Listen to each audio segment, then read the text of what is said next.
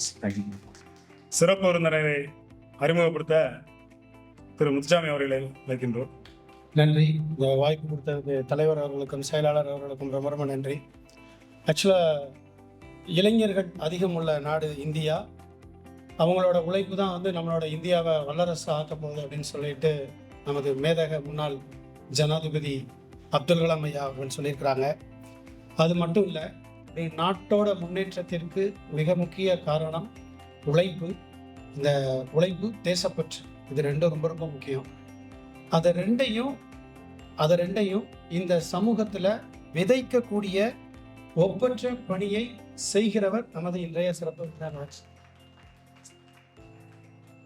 கிட்டி அப்படின்னு சொன்னா அவரை வந்து தெரியும், ஆனா அவருக்கு ரொம்ப பிடிச்சது வந்து ராஜா அப்படின்னு சொன்னாதான் பிடிக்கும். ராஜா கிருஷ்ணமூர்த்தி அவரோட பெயர். நடிகராக அவரை பல படங்களில் நாம் பார்த்து ரசித்திருக்கிறோம், ரொம்ப ரொம்ப ரசிச்சிருக்கிறோம். சில படங்கள் பார்க்கும்போது அவரை திட்டி இருக்கிறோம். வில்லன் ரோல் பண்றப்போ நமக்கு ஹீரோவை தான் பிடிக்கும். ஆனா திரையில் அவர் வில்லனாக இருந்தாலும் நிஜ வாழ்வில் அவர் ஒரு hero.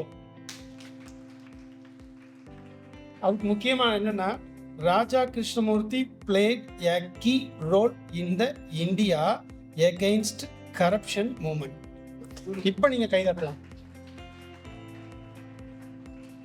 He has provided clarity and motivated thousands of young minds. நம்மள மாதிரி யாரும் தலையை தட வேண்டியதில்லை. So and students through his inspiring talks he conducts leadership development. நம்ம ரயிலாங்கிற ப்ரோக்ராம் வந்து எவ்ரி இயர் நடத்திட்டு இருக்கிறோம். குறைஞ்சது ஒரு 200-300 ஸ்டூடெண்ட்டுக்கு வந்து வழிகாட்டிட்டு இருக்கிறோம்.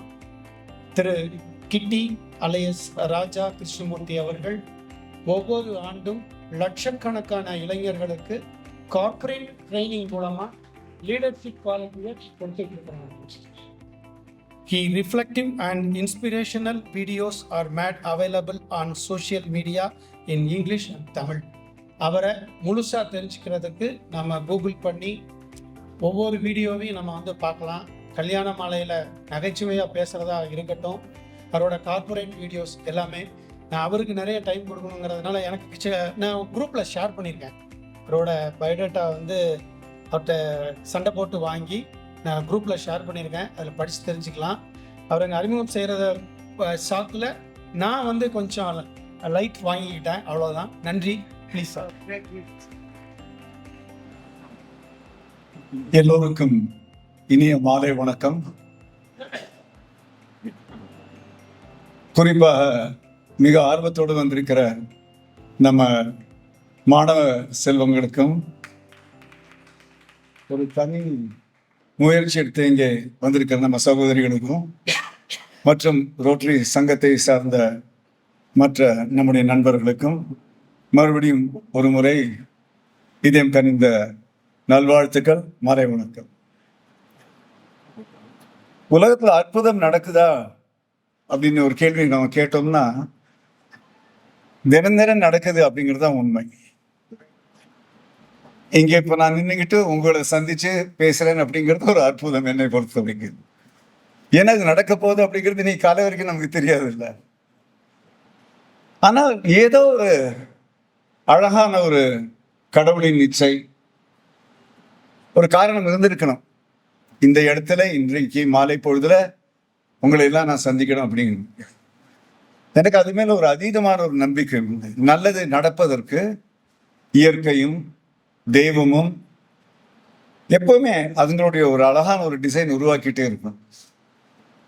அந்த விதத்துல இங்கே உங்களோட ஒரு சில எண்ணங்களை பகிர்ந்து கொள்வதிலே மிக்க மிக்க மகிழ்ச்சி. ரோட்டரி கிளப்ல வருஷத்துல ஒரு 3 நாள் ரோட்டரி கிளப்ல நான் பேசுவேன். ரோட்டரி கிளப்ல பேச வாங்க அப்படின்னு சொன்னா எனக்கு ஒரு ஆரம்பத்துல ஒரு சின்ன ஒரு தயக்கம் இருக்கும். ஏன்னா அவங்க சொல்லிடுவாங்க 20 நிமிஷம் பேசணும் சார் அப்படிங்க. நமக்கு 90 நிமிஷத்துக்கு கீழே பேசி பழக்கமே கிடையாது. அப்ப முதல்ல அவங்களை கொஞ்சம் பயமுறுத்துவேன், சார் நான் வந்து 90 மினிட்ஸ் குறைஞ்சபட்சம் இல்லை சார், அது பரவாயில்ல இன்னைக்கு ஒரு 25 மினிட்ஸ் எடுத்துங்கன்னு அவங்க கொஞ்சம் பேரும் பேசுவாங்க. ஆனா அப்படி எதுவும் இல்லாம சரி, நண்பர் சொன்னாரு இன்னைக்கு காலையில நான் ஃப்ளைட் ஏறுறதுக்கு முன்னாடி இன்னைக்கு ஈவினிங் ஒரு ரோட்டரி மீட்டிங்ல நீங்க பேசுறீங்க அப்படின்னாரு. அது ஒரு அன்பு கட்டளை, சரிங்க நான் ஒத்துக்கிட்டேன். சந்தோஷமாக வந்து பார்க்கும் பொழுது தலைப்பும் வேற கொடுத்துருக்காரு, கொடைக்குள் மழை அப்படின்னு. ஓ, அவருக்கு ஏதோ ஒரு எண்ணம் இருந்திருக்கும் அப்படின்னு மனசுல தோணிச்சு. அது இப்படிப்பட்ட எண்ணமாக இருக்கலாம் அப்படின்னு மனசுல தோணிச்சு.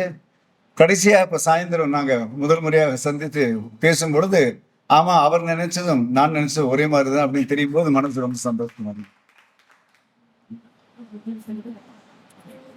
ரோட்டரி இந்த அமைப்பு, இதனுடைய குறிக்கோள் என்ன அப்படின்னு கேட்டீங்கன்னா, சாதாரணமாக நம்ம கேட்டோம்னா rotary is equal to service. Rotary என்றால் பொது சேவை அப்படிங்கிற அந்த ஒரு அபிப்பிராயம் இருக்கும். அப்படிப்பட்ட பரவலான அந்த கருத்து இருக்கும். பரவலா நீங்க பாத்தீங்கன்னா ரோட்டரி என்றால் அது ஒரு சேவை அப்படிங்கிற அந்த ஆழமான அடையாளங்களும் அத்தாட்சியும் இருந்துகிட்டே இருக்கு. நம்முடைய நண்பர் ரோட்டரி பிரேயர் அப்படிங்கிறத முதல்ல இங்க வந்து சொன்னாரு. இந்த ரோட்டரி பிரேயர் நம்ம எந்த அளவுக்கு ஆழமாக கேட்கிறோம் அப்படிங்கிறது வந்து ஒரு சிறிய கேள்வி. அந்த ரோட்டரி பிரேயர் நீங்க கேட்டீங்கன்னா, கடவுள்கிட்ட ஓ காட் அப்படின்னு சொல்லி அந்த பிரேயர் இதான் எனக்கு எதிரிலே வச்சிருக்காங்களே, ஒரு தடவை உங்களுக்காக படிக்கிறேன். எல்லாம் வல்ல இறைவனே, மானிடத்தின் தந்தையை, ரோட்டரி நிறுவனத்தின் எண்ணத்தில் உயர் கோட்பாடுகளை வேறுண்டு செய்த உங்களுக்கு எங்கள் நன்றி.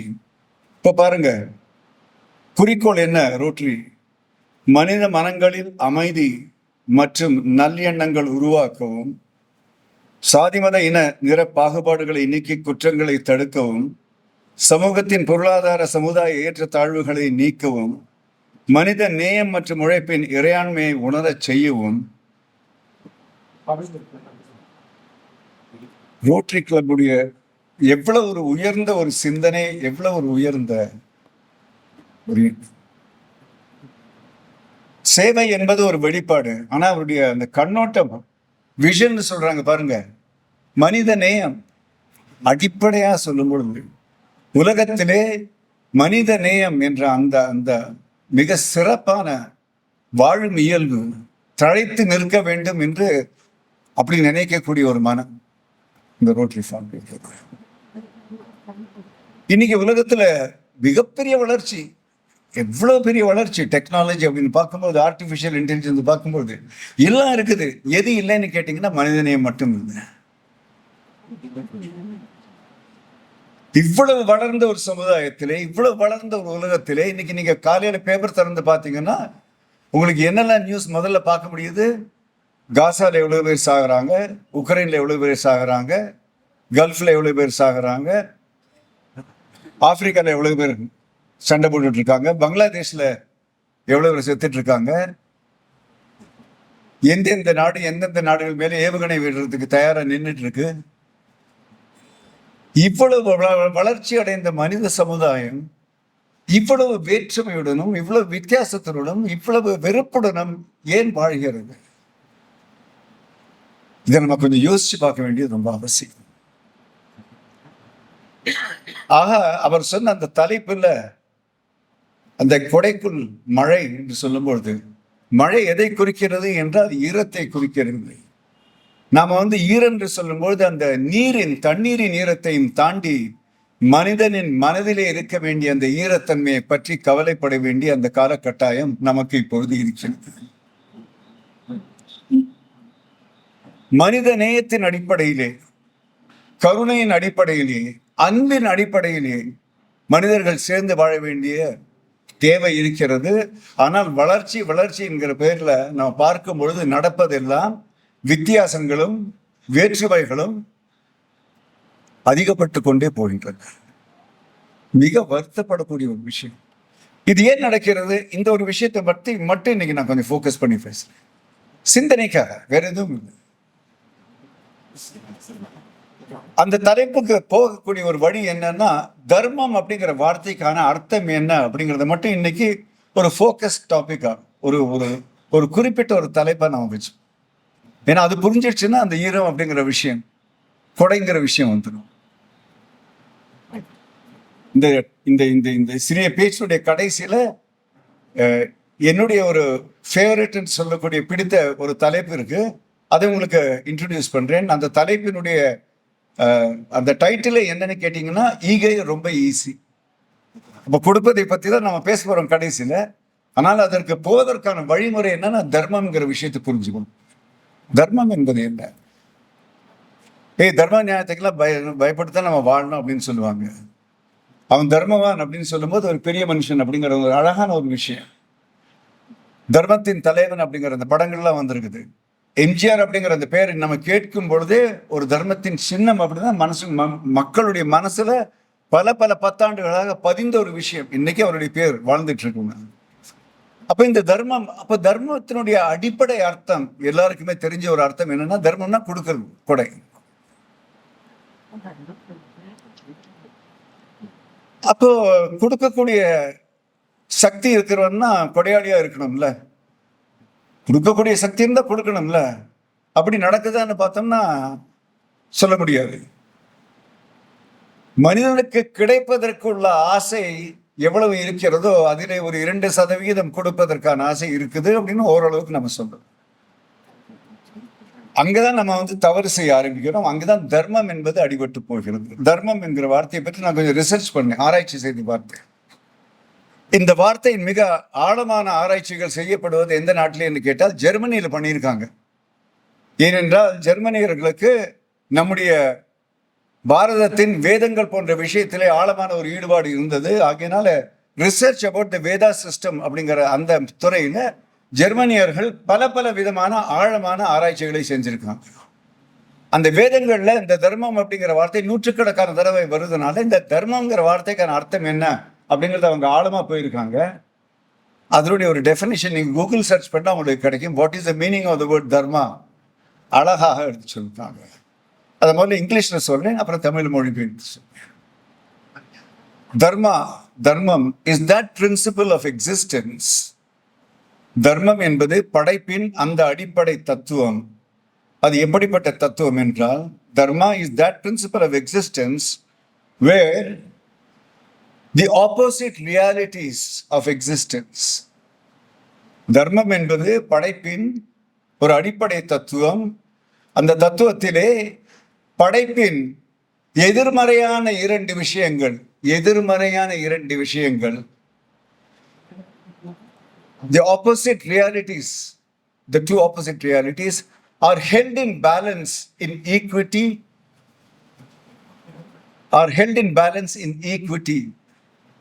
எதிர்மறையான இரண்டு விஷயங்களை சமன் செய்து சீர் செய்து பேலன்ஸ் என்று சொல்லக்கூடிய ஒழுங்கமைத்து வைக்கும் அந்த தத்துவம் அதுவே தர்மம். எதிர்மறையான படைப்பின் உண்மைகளை சமன் செய்து சீர் செய்து ஒரு பேலன்ஸ் என்று சொல்லக்கூடிய தொகுத்து வைக்கும் அந்த தன்மை அதுவே தர்மம். இதுதான் தர்மத்தினுடைய அடிப்படை.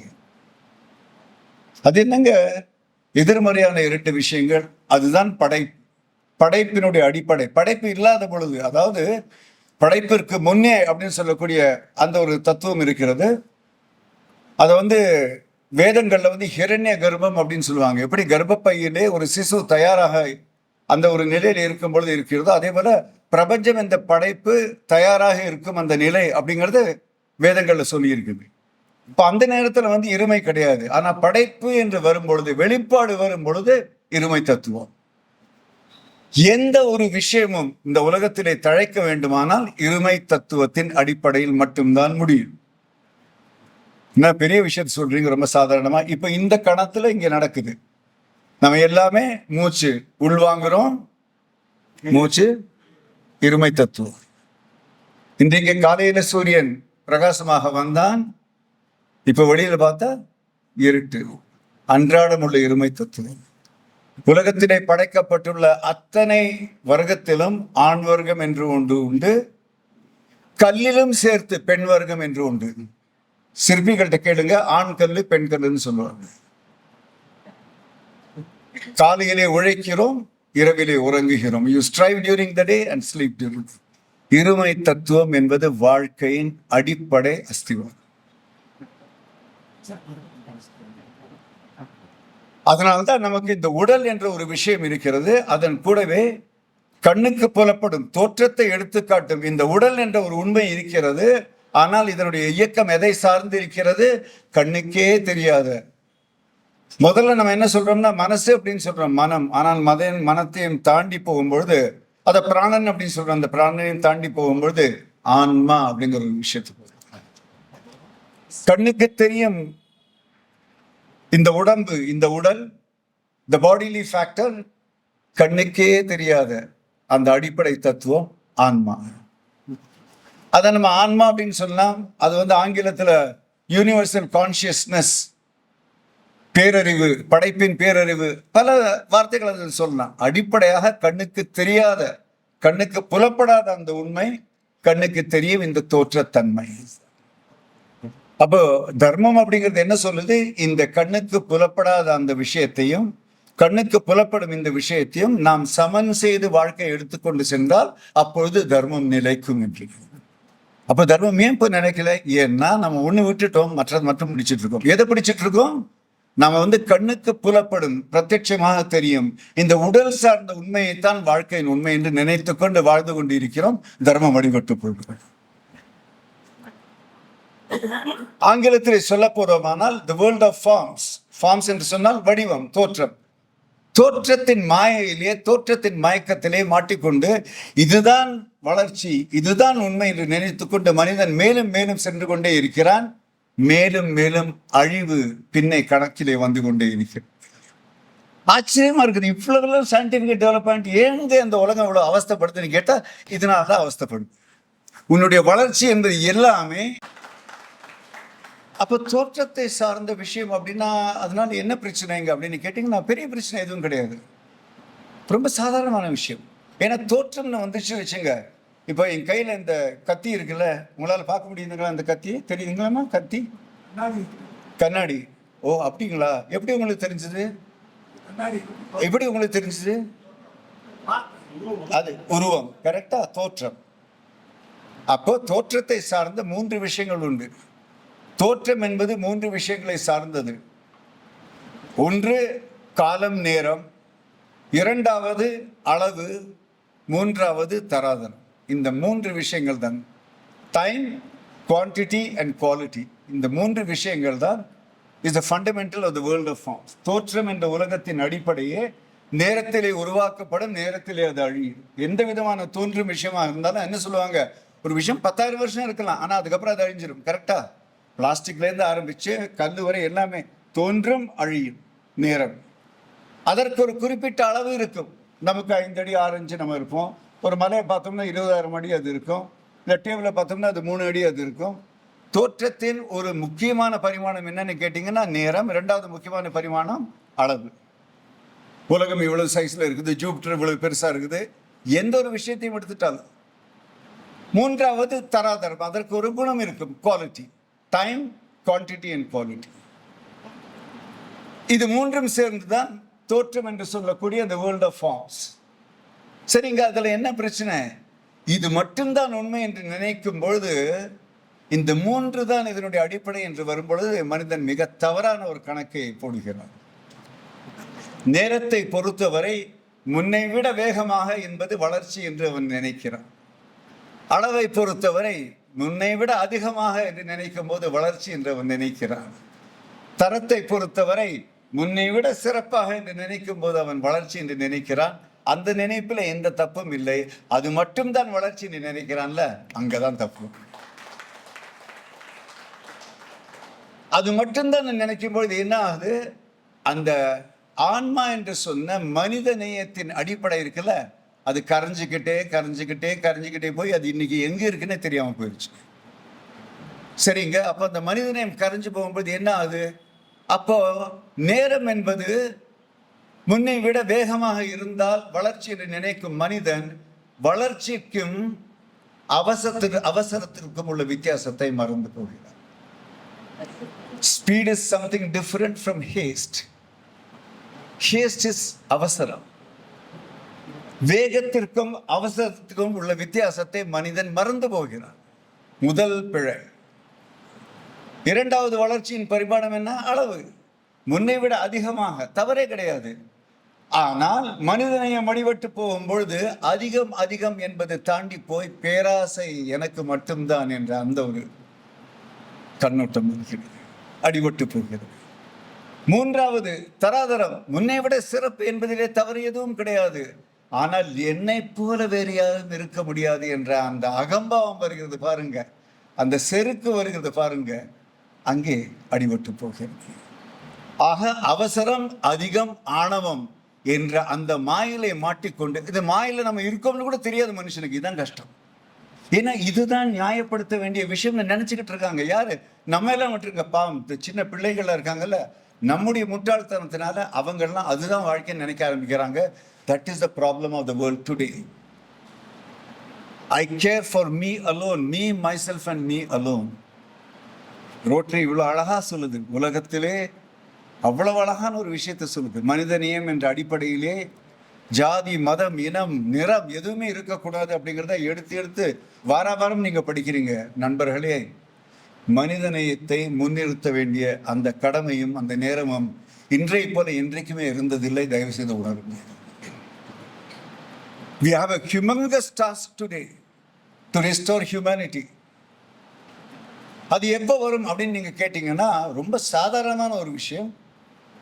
அதை நான் சொல்ல வேண்டிய விதத்தில் நான் சொல்றேன். திருப்பூருக்கு வந்திருக்கேங்கிறது எனக்கு தெரியுது.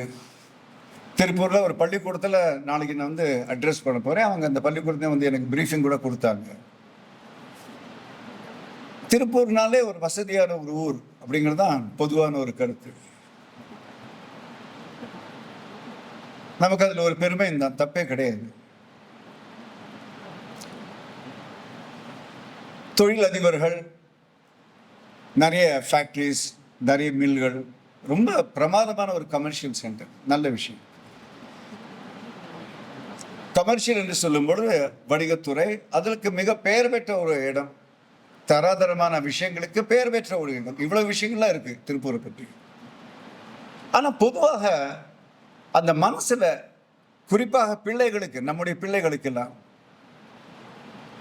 வாழ்க்கையினுடைய எந்த ஒரு போதனை அவங்க எடுத்துட்டு போறாங்க, வாழ்க்கையில் அவங்க எந்த போதனை எடுத்துக்கிட்டு போறாங்க அப்படிங்கிறது மிக முக்கியமாக நம்ம கேட்க வேண்டிய கேள்வி. நம்ம இந்த ஊர்ல மட்டுமல்ல, பொதுவாகவே இன்னைக்கெல்லாம் ஸ்டார்ட் அப் அல்லது அப்ஸ்டார்ட்னு சொல்லுவாங்க. ஸ்டார்ட் அப்னா உங்களுக்கு தெரியும் எப்படிப்பட்ட கம்பெனி.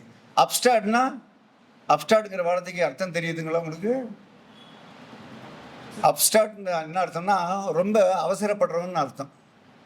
இன்னைக்கு ஸ்டார்ட் அப் எல்லாமே அப்ஸ்டார்ட்டாக தான் இருக்குது. What you want to do, ரொம்ப கிளியர். What I want to do, I don't care. இந்த next 2 years I want to become a billionaire. அதான் நீ கம்பெனி எதுக்கு ஸ்டார்ட் பண்ற, எதை தயாரிக்கிறதுக்கு எடுத்துக்கால. 2 வருஷத்துல நான் கம்பெனியை எப்படியாவது செய்து யாருக்காவது வித்து ஒரு மில்லியனர் பில்லியனர் பக்கத்தில் போயிடணும். கண்ணோட்டமே மாறி போச்சுங்க. அதையே நீங்க சொல்ல வேண்டிய அவசியம் வருதுன்னா, ஒரு அழகான ஒரு கேள்வி பதில் 2 பிள்ளைங்களுக்கு நடுவில். அப்போ அவங்க வந்து ஒரு 3வது ஒரு ஆளுகிட்ட போய் கேட்குறாங்க. அவன் சொன்னான், uncle this person wants to become very rich அப்படின்னா. ஸோ அந்த அங்கிள் நான் தானே வச்சுங்களேன். அப்போ நான் அந்த கேள்வி கேட்டேன், அப்படியா, you want to become rich? ஆமாம், எனக்கு பணக்காரன் ஆகணும். யார் மாதிரி பணக்காரன் ஆகணும்? எனக்கு வந்து அம்பானி மாதிரி பணக்காகணும். அம்பானி மாதிரி பணக்காரன் ஆகணும். சரி, தப்பே கிடையாது, அம்பானி மாதிரி பணக்காரன். அம்பானி பணக்காரனா? ஆமாங்க, அம்பானி பணக்காரன். அவர் பணக்காரன் அப்படிங்கிறது உனக்கு எப்படி தெரியும்?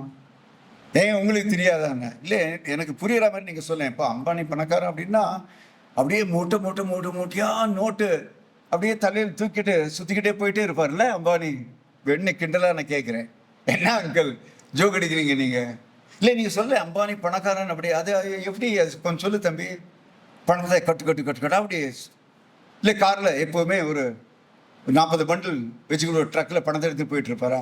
நீங்கள் வேறு அங்கிள், அவருக்கு எவ்வளோ ஃபேக்ட்ரி இருக்குது, அவருக்கு எவ்வளோ பெரிய பெரிய பங்களாலாம் இருக்குது, எவ்வளோ பெரிய பெரிய கார்லாம் இருக்குது. ஓ அப்படியா, அவ்வளோ ஃபேக்ட்ரியில் அவரே ஒர்க் பண்ணுறாரு, அவ்வளோ பங்களா அவரே பார்த்துக்கிறாரு, கார்டன்லாம் அவரே மெயின்டைன் பண்ணுறாரு, கார்லாம் அவரே ஓட்டுறாரு, கார்லாம் அவரே சர்வீஸ் பண்ணுறாரு, ரொம்ப கடுமையான உழைப்பாளி. அங்கிள் நீங்கள் எனக்கு ரொம்ப ஜோக் அடிக்கிறீங்க. அவரை பண்ணிட்டு இருப்பாரு. ஃபேக்ட்ரியில் ஆயிரக்கணக்கான பேர் ஒர்க் பண்ணுறாங்க, வீடெல்லாம் பார்த்துக்கிறதுக்கு எவ்வளோ சர்வெண்ட்ஸ் இருக்காங்க, செக்யூரிட்டிலாம் இருக்காங்க, காரை ஓட்டுறதுக்கு ஒவ்வொரு காருக்கும் 3 டிரைவர் இருக்காங்க.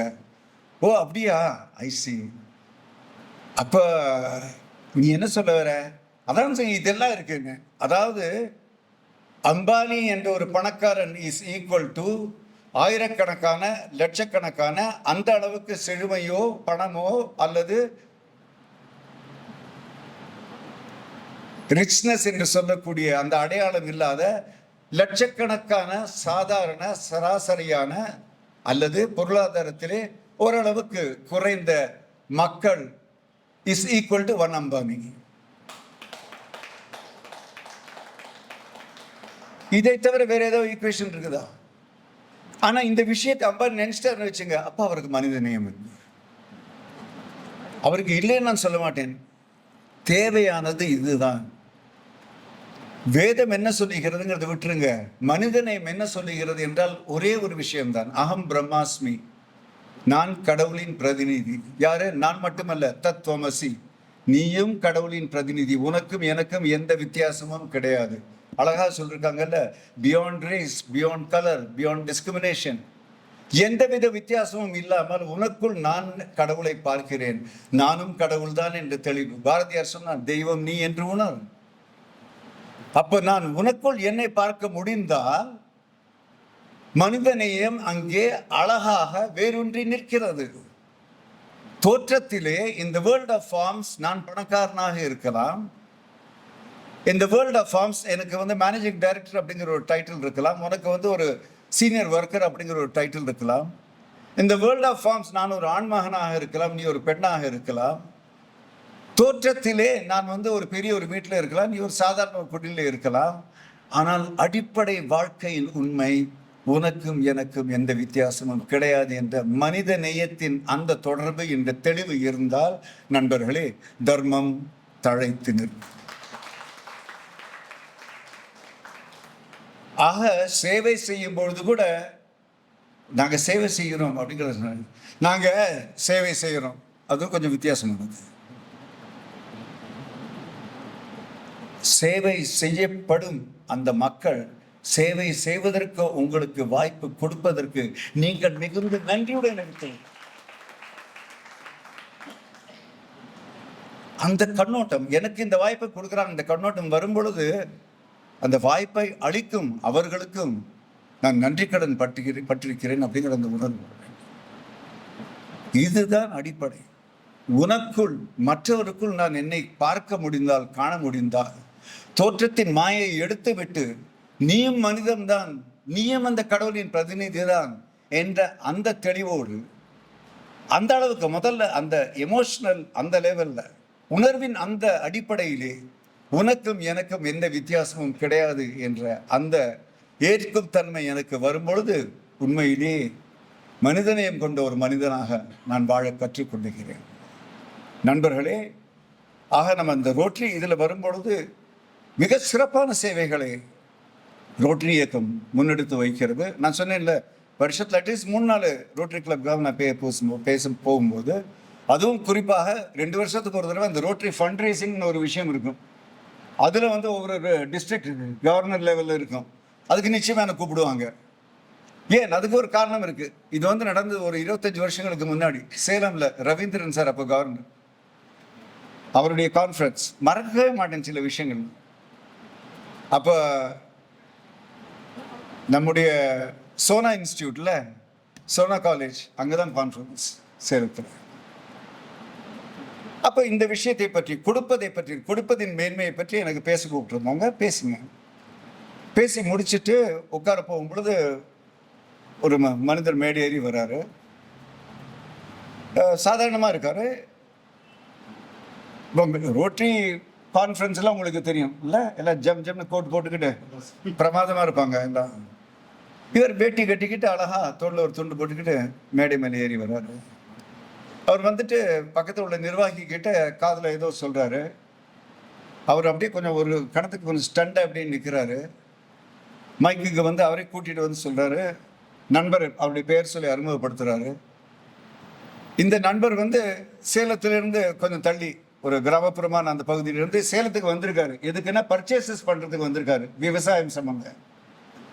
அதற்கான ஒரு 15,000 rupees பாக்கெட்டில் எடுத்துகிட்டு வந்திருக்காரு. இப்போ அந்த பேச்சு கேட்டுட்டு அவருடைய அந்த கொடுக்கும் அந்த தன்மையை பற்றி ஒரு ஸ்பீச், ஏதோ நம்மளை ஸ்பீச்சுக்கு கூப்பிடுறாங்க, நம்ம பேசுகிறோம், நம்ம உண்மையாக இந்த விஷயத்தான் எடுத்து சொல்கிறோம். மனசு இருக்கணும் அப்படிங்கிறத நம்ம முக்கியமாக பேசணும். அவர் சொல்ற இந்த பேச்சை கேட்டதுக்கு அப்புறம் இந்த பணத்திற்கு எனக்கு மார்க்கெட் போகிறதுக்கு மனசு வரல, இங்கே நான் அதை கொடுத்துட்டு போகிறேன். இந்த ஃபண்ட் ரைசிங்கான முதல் கான்ட்ரிபியூஷன் எங்கிட்ட இருந்து வரட்டும்னு அந்த விவசாயி, அந்த சாதாரணமாக தோற்றமளிக்கும் அந்த நபர், அந்த தெய்வீகத்தின் பிரதிநிதித்துவம் தன்னிடம் இருந்த 15,000 ரூபாயை முதல் காணிக்கையாக கொடுத்துருக்கு. ஈகை ரொம்ப ஈஸி. இந்த ஈகை ரொம்ப ஈஸி அப்படிங்கிறதா எங்களுடைய நான் சொத்து எதுவும் கிடையாது. என்னுடைய அருமையான ஒரு நண்பர் தினேஷ் மற்றும் நான் கடந்த ஒரு 12 வருஷங்களாக ஒரு அமைப்பு, அவர் தினேஷ் தான் ஆரம்பித்தார். அவர் சொன்னார், எந்த ஒரு கண்ணோட்டத்தில், அது உங்களுக்கு ஏன்னு சொல்கிறேன்னா ஒரு காரணம் இருக்குது. ரோட்டரி போன்ற அமைப்புகளில் இதற்கு ஒரு பக்கபலம் அல்லது ஒரு ஆதரவு கொடுத்தீங்கன்னா ரொம்ப நல்லா இருக்கும். உதாரணத்துக்கு சென்னை சுற்றுவட்டாரத்தில், அதை தாண்டி கூட இருக்கு, பல சமூக ஆர்வலர்கள் இருக்காங்க. உதாரணத்துக்கு நான் ஒரே ஒரு ஆளை பற்றி சொல்றேன், சாய் கிருஷ்ணன், பெரம்பூர் பக்கத்தில். அவர் சாய் கிருஷ்ணன் எல்லாமே செய்யற, அதெல்லாம் விடுங்க, அதை சுருக்கி சொல்லணும்னா தினமும் குறைந்தது ஒரு 150 students, government corporation school students 150 பேருக்கு மாலையில் அவர் எப்படி தான் அந்த இடத்த மேனேஜ் பண்ணுறாரோ, அவர் எப்படி தான் அதுக்கு வாடகை கொடுக்குறாருலாம் தெரியாது, அவங்களுக்கு ஈவினிங் கிளாஸஸ், படிப்பு தினம் 150 ஸ்டூடெண்ட்ஸ்க்கு நடக்குது. தினம் சுமார் ஒரு 200 எந்த விதமான வசதியும் ஆதரவும் இல்லாத முதியோர்களுக்கு சாப்பாடு, 3 வேளை சாப்பாடு கொடுக்கப்படுகிறது. சாய் கிருஷ்ணன் என்ன செய்யறாரு, ஏதாவது தொழில் செய்யறாருன்னா அவர் ஒன்றும் செய்யறது, இது மட்டும்தான் செய்யறாரு. அப்போ ஒரு 10 வருஷத்துக்கு முன்னாடி நாங்கள் இதை பற்றி பேசும்போது எப்படி எவ்வளோ நாள் இவங்க இதெல்லாம் சஸ்டெயின் பண்ண முடியும்? ஒரு யங்ஸ்டராக இருக்கும்பொழுது நான் ஏதாவது நல்லது பண்ணாங்கிற அந்த நீங்கள் அந்த ஆர்வத்தில் இறங்குறீங்க. ஒரு கல்யாணம் ஆயிடுறது, ஃபேமிலி கம்பல்ஷன், கல்யாணம் பண்ணிக்கிறீங்க, குழந்தை பிறகுது, எப்படி நீங்கள் தாங்க முடியும்? How can you continue to do? அப்போ எங்களுக்கு இந்த ஒரு ஐடியா வந்தது. இவங்க 150 பேர் 200 பேர் தாங்குறாங்க இல்லை, இவங்க ஒருத்தர் நம்ம தாங்க பிடிச்சுன்னா எப்படி? என்ன கணக்கு போட்டு பார்த்தோம், பெரிய விஷயமே இல்லை. மாதம் 20,000 ரூபா, 25,000 ரூபா சந்தோஷமாக இருப்பாங்க, நல்லா வாழ்வாங்க. அதை நாங்கள் எங்களுடைய மிஷனை எடுத்துக்கிட்டோம். We will find out sponsors for such social activists. ஒருத்தருடைய செலவு என்ன வருஷத்துக்கு 20,000 per month, 2.5 லட்சம், 25,000 வந்தால் 3 லட்சம். இந்த 2.5 லட்சம் 3 லட்சம் யாராவது ஒரு தாராள மனசு இருக்காதா? கடந்த ஒரு 4-5 வருஷத்தில் we started talking to some of the corporate organizations. பெருமைக்காக சொல்ல, கடந்த வருஷத்துலேருந்து நான் முனைந்து இறங்கினதுனால, because of that 4 corporate organizations, each one of them has sponsored between 2.5 lakhs to 3 lakhs per person. 5 people full time they are supporting. They are doing a fantastic job. இது ஒருத்தர் பண்றாரு. அதே போல ஸ்பெஷல் கிளாஸஸ், டியூட்டோரியல்ஸ், அந்த public exam எல்லாம் இருக்குல்ல, அதுக்கு தயார் பண்ற இன்னொருத்தர் பண்றாரு. பசுமை இந்தியா, அதனுடைய அடிப்படையில் இன்னொருத்தர் ஆயிரக்கணக்கான மரங்கள்ன்ற அந்த விஷயம், கிரீன் இந்தியா, அதை பற்றி பண்ணிட்டு இருக்காரு. அதே போன்ற தொழுநோய் போன்ற வியாதிகளால் அவஸ்தைப்பட்டவங்க, அவங்களுக்காக ஒருத்தர் பண்ணிட்டு இருக்காரு. So what we have done is, இதனுடைய தத்துவமே என்னன்னா, ஈகை ரொம்ப ஈஸி. ஈகை ரொம்ப ஈஸின்னு நம்ம ஏன் சொல்றோம்? அது அந்தந்த வசதியை பொறுத்தது. இப்போ கார்பரேட்டுக்கு ஒரு வருஷத்துக்கு ஒருத்தருக்கு 2.5 லட்சம் ரூபா ஸ்பான்சர் பண்ணுறது, 3 லட்சம் ரூபா ஸ்பான்சர் பெரிய விஷயம் கிடையாது. ஆனால் நாங்கள் மற்றவங்களுக்கு என்ன சொல்கிறோம், நாங்கள் ஸ்டூடெண்ட்ஸுக்கு இதை எடுத்துகிட்டு போய் சொல்கிறோம், கார்பரேட் எம்ப்ளாயிஸ்க்கு இதை எடுத்து போயிட்டு சொல்கிறோம். ஈகை ரொம்ப ஈஸி. என்ன சொல்கிறோம்னா, இதுதான், கொடுக்க முடிந்ததை கொடுங்கள். கொடைன்னு சொன்னீங்கல்ல, கொடையை நீங்கள் எப்படி, கொடைக்கான அர்த்தம் என்ன? கொடுக்க முடிந்ததை எல்லாம் கொடுப்பது தான் கொடை. எதை நாம் கொடுக்கலாம்? முதல்ல கொடுக்க முடிந்தால் பணம் கொடுங்க, பொருளாதாரம் பெரிய விஷயம், கொடுங்க. சரி, பணம் எங்கிட்ட இல்லை, சரி நீங்கள் ஏதோ ஒரு பொருள் தயாரிக்கிறீங்க, நீங்கள் ஏதோ மேனுஃபேக்சரிங் ஏதோ பண்ணுறீங்க, பொருள் கொடுங்க. சரி பரவாயில்லைங்க, அந்த பொருள் தயாரிக்கிறவர் at least he is a businessman. எங்கிட்ட அப்படிப்பட்ட பொருள் இல்லை, உபயோகப்படுத்தப்பட்ட பொருள் இருக்குதா, பழைய பொருள் கொடுங்க. எனக்கே பழைய பொருள் அதைத்தான் சார்ந்து நான் வாழ்ந்துட்டு இருக்கேன், எங்கிட்ட அந்த மாதிரி விஷயங்கள் கூட இல்லையே. சரி, அது கூட இல்லையா, உங்கள் நேரத்தை கொடுங்கள். வாரத்துக்கு ஒரு 4 மணி நேரம் நீங்கள் டைம் கொடுங்க. ஒரு கிளீனிங் ஆக்டிவிட்டீஸ் அப்படின்னு இருக்கும், அல்லது இதே போன்ற ஒரு ஸ்போர்ட்ஸ் ஆக்டிவிட்டீஸ் அந்த ஒரு விஷயம் இருக்கும், அல்லது ஒரு குறிப்பிட்ட ஏரியாவில் ஒரு கேம்பெயின் அப்படின்னு இருக்கும். உங்களுடைய ஒரு 4 மணி நேரம் டைம் கொடுங்க, நேரத்தை கொடுங்க. சரி நேரத்தை கொடுக்கணும், பட் நானே 6 நாள் வேலை பண்ணிக்கிட்டு இருக்கேன், ஒன்றும் பண்ண முடியல. உங்களுடைய கான்டாக்ட் தொடர்பு தெரிஞ்சவங்க யாராவது இருந்தால் தொடர்பு கொடுங்க. எவ்வளவு விஷயங்கள் பாருங்க. பணம் கொடுக்க முடியும், பொருள் கொடுக்க முடியும், பழைய பொருள் கொடுக்க முடியும், நேரத்தை கொடுக்க முடியும், தொடர்பு அறிமுகத்தை கொடுக்க முடியும். அதெல்லாம் கூட கஷ்டம். ஆலோசனை கொடுங்க. லேப்டாப் இருக்குதுல, ஒர்க் பண்றீங்கல்ல, டாக்குமெண்டேஷன் பண்ணுங்க, அட்வைசரி திங்ஸ் பண்ணுங்க. எல்லாம் பார்த்து ஒண்ணுமே பண்ண முடியலையா? நான் சொல்றேன், உங்க இயலாமையை கொடுங்க. எங்கிட்ட கொடுக்க ஒண்ணுமே இல்லை, ஆனா நீ நல்லா வாழணும்னு ஆண்டவனை பிரார்த்திக்கிறேங்கிற அந்த விஷயத்தை சொல்லிட்டேன். கொடுக்க முடியாத மனிதன் உலகத்திலே கிடையாது நண்பா, புரிந்து கொள். கொடுக்க முடியாத மனிதன் கிடையாது. ஆனா அது கொடுக்க முடியுங்கிற நம்பிக்கை உருவாக்க வேண்டியது அது நம்முடைய கடமை. And that will come when we respect every human being. அம்மா, தாயே, ஐயா, பிச்சை போடுன்னு சொல்றான்ல, அந்த பிச்சைக்காரன் எவ்வளவு பெரிய மனுஷன், எந்த யோகியதையும் இல்லாதவன பெரிய ஆளுன்னு சொல்லி கையை கும்பிடுறான்ல, அதுக்காக அவனுக்கு நன்றி சொல்லும். முன்ன பின்ன தெரியாத உனக்கு, அட்ரஸ் தெரியாத அவன், பரிச்சயமே இல்லாத அவன், மகாராஜா, மகாராணியம், பெரியம்மா, தாயே, எவ்வளவு வாழ்த்துக்கள் கொடுக்குறான் உனக்கு. ஈகை ரொம்ப ஈஸி நண்பன். ஈகை குணத்தை உருவாக்குங்க. கொடுப்பது சாத்தியம்தான் என்ற உணர்வை உருவாக்குங்க. உங்களுக்குள் மற்றவர்களை காணுங்கள், மற்றவர்களில் உங்களை காணுங்கள். மனிதநேயம் தான் வாழ்க்கையின் அடிப்படை என்பதை மறுபடியும் மறுபடியும் மறுபடியும் இந்த உலகத்திற்கு எடுத்து சொல்லிக்கொண்டே இருங்கள். அப்படி வாழ்ந்து காட்டுங்கள். ரோட்டரி கிளப் தான் சொல்லுங்க. Create a world of amazing humanity. When it's a world of amazing humanity, அப்படிப்பட்ட உலகமாக நாம் இதை மாற்றும் பொழுது, ஏற்ற தாழ்வுகள் பொருள் அளவிலே இருந்தாலும், தோற்றத்திலே இருந்தாலும், உள் அளவிலே, மனதளவிலே, ஆன்மாவின் அளவிலே எந்த விதமான மாற்றங்களும் கிடையாது என்ற உண்மையை புரிந்து கொண்டு, ஈகை என்பது ஈஸி என்று எனக்கு படும் பொழுது, உனக்குள் நான் என்னை பார்க்க முடியும் பொழுது, நிச்சயமாக இணைந்து ஒரு மிகப்பெரிய புதிய சமுதாயத்தை நம்மால் உருவாக்க முடியும். பாருங்கள், சேர்ந்து நடப்போம். நன்றி.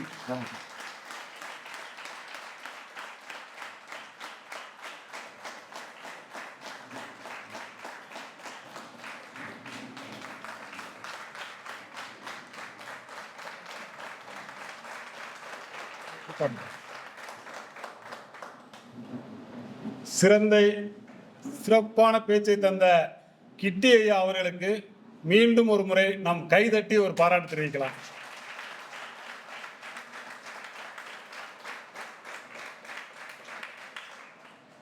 அதாவது இந்த கூட்டத்தை காலையில் 9 மணிக்கு 9:20க்கு தலைவர் கூப்பிட்றாரு. கூப்பிட்டு, பாலமுருகன் இந்த மாதிரி ஒரு சீஃப் கெஸ்ட் இருக்காரு, கூட்டம் ரெடி பண்ணிடலாமான்னாரு. இந்த மாதிரி ட்ரெயினர் சொல்கிறாரு அப்படின்னாரு.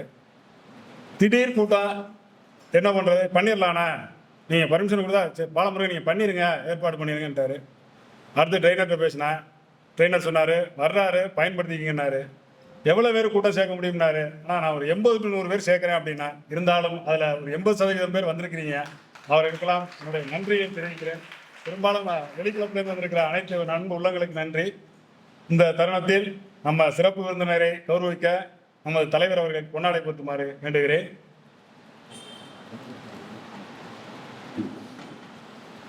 ஏதாவது கேள்வி பதில் இருந்தால் ஏதாவது கேட்கலாம். பெண்களாக இருந்தாலும் சரியா இருந்தாலும். டாக்டர் சார், நீங்கள் ஏதாவது கேட்கலாம். நீங்களாம் ரொம்ப ஆர்வமாக இருந்தீங்க இன்னைக்கு. சார், நான் ஒரு கேள்வி கேட்குறேன் சார். நீங்கள் நடித்த முதல் படம் எது? உங்களுக்கு திருப்புமுனை அமைந்த திரைப்படம் எது? அதாவது உங்களை இயக்கிய இயக்குனர்ல யார் சிறந்த இயக்குனர்?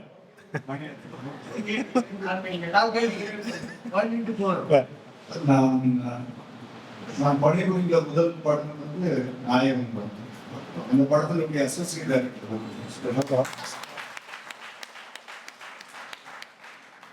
இந்த படத்துக்கு பத்துறை அதே போல ஒரு சிறிய பாத்திரத்துல இந்த படத்தினுடைய ஆரம்பத்துல சின்ன கமதாசனுடைய தந்தையான. ஆனா முதல் படம் நடிப்புல சொல்லும்போது சத்யா படம் தான். சிறந்த இயக்குனர் உங்களுக்கு பிடித்த இயக்குனர் இப்போ ரஜினிகாந்த் யாரை கேட்டிங்கன்னா அவர் நமக்குன்னா மகேந்திரனை சொல்லுவார். இல்லை அவர் பாலச்சந்தர் சொல்ல மாட்டார், மகேந்திரன் தான் சொல்லுவார்.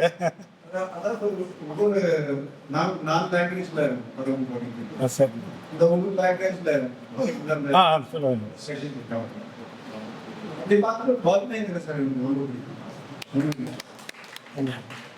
மிக சிறப்பான கவித்துவமானவர்கள் இயக்குனர் அதில் ஒரு மரணத்தை பதில் சார் படம் எனக்கு ரொம்ப சிறப்பாக பத்ரனா பரதனா பத்ரம் சார். அந்தந்த லாங்குவேஜ்ல சரி நன்றி நன்றி.